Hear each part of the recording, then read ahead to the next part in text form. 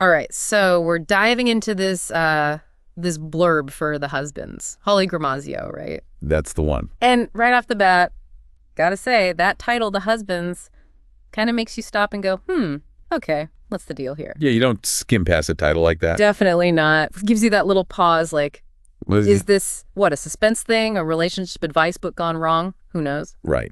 And it's interesting because just that title alone, it kind of plays with those preconceived notions we have about marriage, relationships, that whole dynamic. Like, we think we know what to expect, but do we really? And then, boom, it hits you with the humorous novel tag. Throws a curveball right into the mix. Totally. Suddenly I'm not thinking dark and twisty anymore. More like maybe some laughs along the way.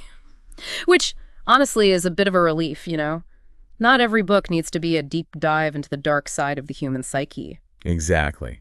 Sometimes you just want a good story that's entertaining and maybe even makes you think a little bit without going full-on existential crisis, right? 100%. So we've got this humorous novel, but then it starts throwing all these key words at us. And let me tell you, there's a definite lean towards a certain someone holding up a book club edition of this, if you catch my drift. Books for women, gifts for her, that kind of vibe. It's true. The marketing seems to be laser-focused on a female audience. Yeah.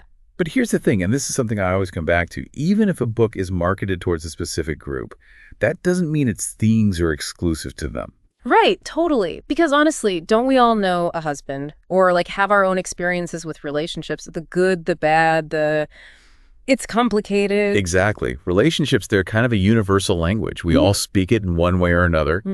So even if the specific experiences in the book are filtered through a certain lens, the underlying emotions, the challenges, the joys, those have potential to resonate with anyone. For sure. And speaking of those experiences, this blurb does not hold back on the keywords.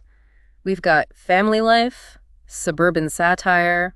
Ooh, and look at this one. Sex novel. Like they're playing keyword bingo over there. Right, trying to hit every single square on the board. But in all seriousness, that variety, it does make you think about how this book might be playing with genre conventions. It's not just one thing, it's a blend of different elements. Absolutely. And that's often where things get really interesting, don't you think?